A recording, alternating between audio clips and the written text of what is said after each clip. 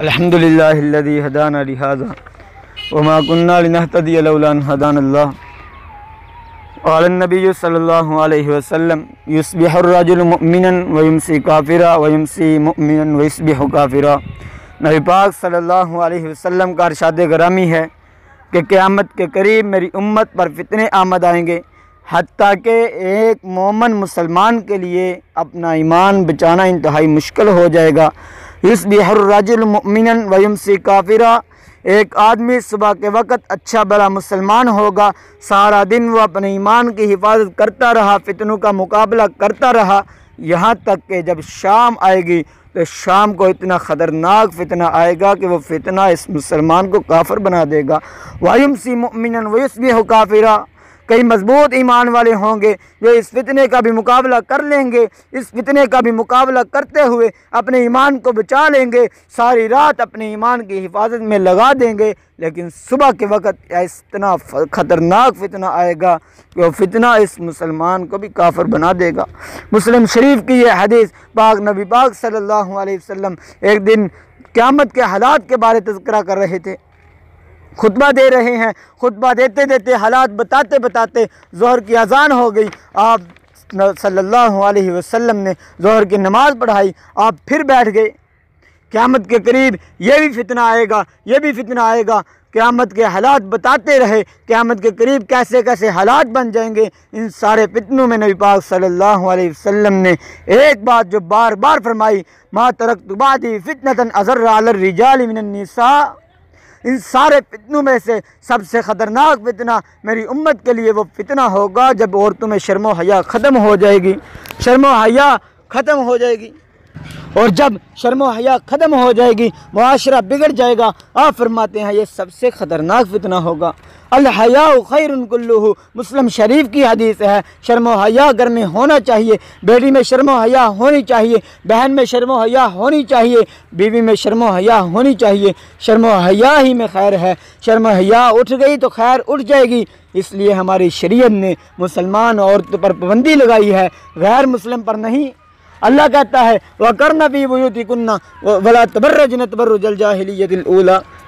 اے مسلمان عورتوں، تم اپنے گھر میں ٹھہری رہو، تمہارا مسکن تمہارا گھر ہے، تم اپنی چار دیواری کی بادشاہ ہو. وَقَرْنَ فِي بُيُوتِكُنَّ. تم گلی بازار پارکوں کی زینت نہیں ہو تو اپنے گھر میں ٹھہری رہو. وَلَا تَبَرَّجْنَ تَبَرُّجَ الْجَاهِلِيَّةِ الْأُولَىٰ. جس طرح جاہلیت کی پہلی عورتیں بے نقاب ہو کر باہر پھر رہی ہوتی تھی، تم وہ جاہلیت کے جراثیم ہیں مسلمان عورتوں واپس نہ لے آنا. وَقَرْنَ فِي بُيُوتِكُنَّ.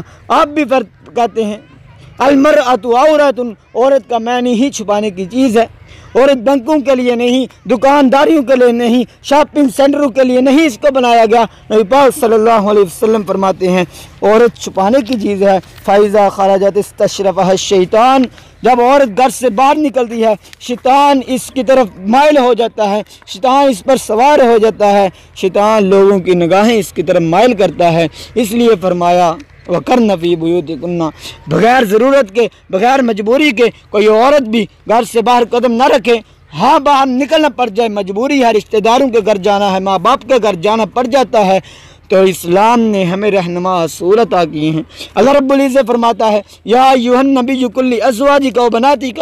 میرے محبوب پیغمبر صلی اللہ علیہ وسلم اپنی بیٹیوں اور اپنی بیویوں کو حکم دے دو، ونساء المؤمنین، اور مسلمانوں کی عورتوں کو حکم دے دو، یدنین علیہن من جلابیبہن. جو اب وہ اپنے گھر سے کسی مجبوری کی وجہ سے باہر نکلیں، یدنین علیہن من جلابیبہن، تو اپنے اوپر چادریں اوڑھ کر باہر نکلا کریں، بے پردہ ہو کے نہیں. افسوس کی بات ہے مسلمانوں کے ملکوں میں جہاں اسلامی حکومتیں ہیں وہاں مسلمان عورتیں بے پردہ ہمیں دکھائی دیتی ہیں. غیر مسلم ملکوں کے اندر مسلمان عورتیں بے پردے کی اور حجاب کی جنگ لڑ رہی ہیں. مر جانا چاہیے ان مسلمان ملکوں میں رہنے والی عورتوں کو جو اسلام کا نام بھی لیتی ہیں اور بے پردہ ہو کے گھر سے باہر بھی نکلتی ہیں. اللہ کہتا ہے یا ایھا النبی قل لازواجک و بناتک. میرے محبوب پیغمبر اپنی بیٹیوں اور اپنی بیویوں کو کہہ دو. آج مسلمان عورتیں باتیں کرتی ہیں جب جی پردہ دل کا ہوتا ہے. ناشتہ تو دل کا نہیں ہوا، دوپہر کا کھانا تو دل کا نہیں ہوا. محبوب پیغمبر کی بیٹیوں اور بیویوں سے بھی زیادہ صاف دل ہے تمہارا؟ صرف اپنی بیٹیوں کو نہیں، محبوب پیغمبر کو حکم دیا گیا کہ اپنی بیٹیوں اور بیویوں کو کہہ دو کہ آپ جب اپنے گھر سے نکلیں تو پردہ کر کے نکلیں۔ کن کو کہا جا رہا ہے؟ جن کی شان میں قرآن اترا کرتا تھا ان کو کہہ رہا ہے، ان کو قرآن بولا پکار کر کہہ رہا ہے، ان سے بھی صاف دل والا کوئی ہے؟ سیدنا عبداللہ بن عباس فرماتے ہیں کہ یہ جو جلباب کا اللہ نے ذکر کیا ہے، یہ وہ چادر ہے جس چادر میں سر سے لے کر پاؤں تک پورا وجود ڈھانپا ہوا ہو، صرف ایک آنکھ کا سوراخ ہو اور راستہ دیکھ سکے۔ اللہ پاک نے ایسے باپردہ ہو کے مسلمان عورتوں کو گھر سے باہر نکلنے کا حکم دیا ہے۔ کئی بغاوت میں آ سکتی ہیں، اتنی سختی تو نہیں، تو اللہ بھی پھر کہتا ہے من عمل صالحا فلنفسہ، جس نے اسلام پر عمل کیا اس نے اپنا فائدہ کیا، کسی اور کا نہیں۔ ومن اساء فعلیہا، جس نے برائی کا ارتکاب کیا، اسلام کی مخالفت کی، کسی کا کچھ نہیں جائے گا، اس اکیلے کا ہی نقصان ہوگا۔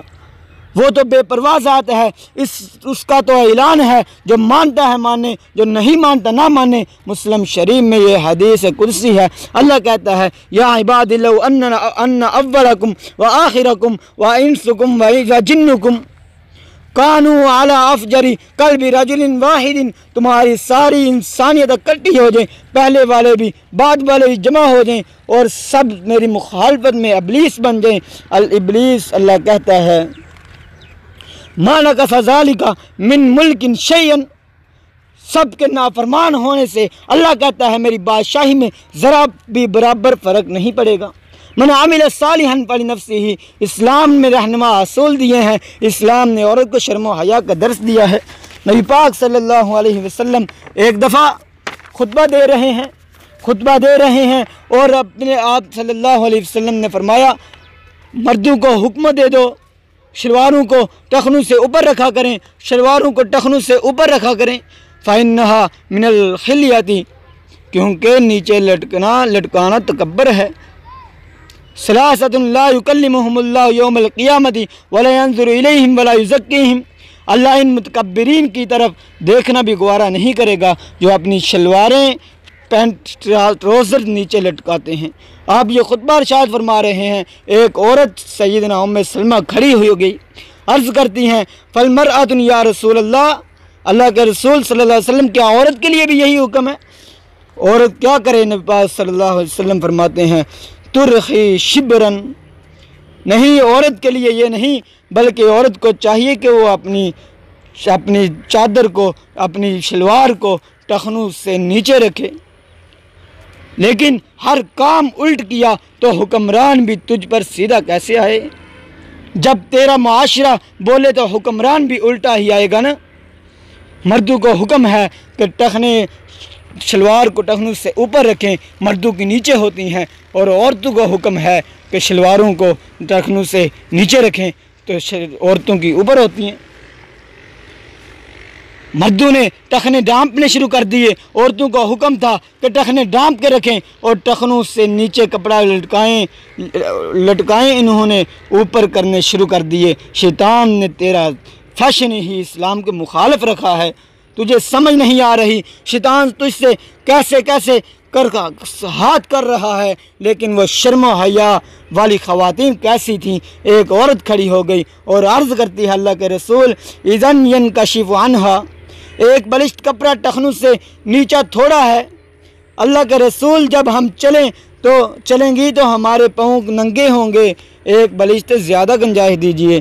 نبی پاک صلی اللہ علیہ وسلم نے فرمایا فذراعا لا تزید علیہ، پھر ایک بازو تک تم ٹخنوں سے نیچے کپڑا لٹکا سکتی ہو، اس سے زیادہ نہیں۔ میں نے یہ ہے کہ سر کے بالوں سے لے کر پاؤں کی انگلیوں کے ناخنوں تک کوئی بھی وجود باہر نکلو تو تمہارا دکھائی نہ دے، سارا جسم کو چھپاؤ، اور پھر جب باہر نکلنا ہے تو نبی پاک صلی اللہ علیہ وسلم فرماتے ہیں خوشبو کے قریب نہیں جانا، خوشبو صرف اپنے خاوند کے لیے ہے، خوشبو لگا کر نہیں جانا۔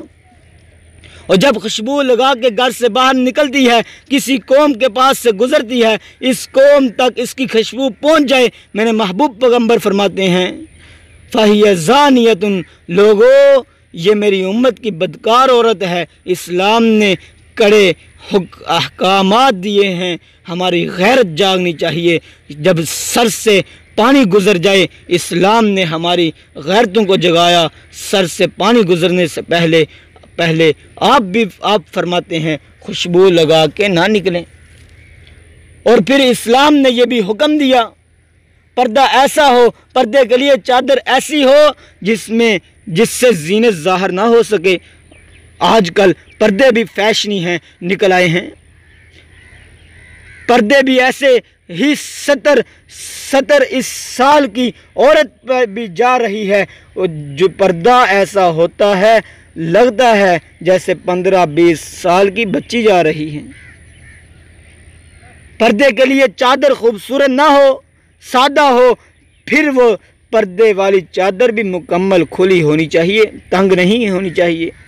اب ادھر ممبر پر کھڑے ہو کے میں تمہیں کیا بتاؤں، ہماری سنیوں اور وہابیوں کی نمازیوں کی عورتیں باپردہ ہو کے جب گھر سے باہر نکلتی ہیں تو پردے والی چادریں کیسی تنگ ہوتی ہیں۔ نبی پاک صلی اللہ علیہ وسلم کی یہ تعلیم نہیں ہے، یہ نبی پاک صلی اللہ علیہ وسلم کی تعلیم کے خلاف ہے۔ اس لیے ہمیں چاہیے کہ اپنے آپ کو شرم و حیا سے پاک کر لیں، اپنے آپ کو شرم و حیا والا بنا لیں۔ اللہ رب العزت ہماری شرم و حیا کی حفاظت فرمائے گا، ورنہ ہمارے سامنے ہیں سب حالات، جو بے شرم ہیں ان کی کس طرح عزت کا جنازہ نکل چکا ہے۔ اللہ رب العزت سے دعا ہے کہ اللہ رب العزت ہمیں شرم و حیا والا بنائے، اللہ رب العزت ہماری عزتوں کی حفاظت فرمائے۔ وآخر دعوانا ان الحمد للہ رب العالمین۔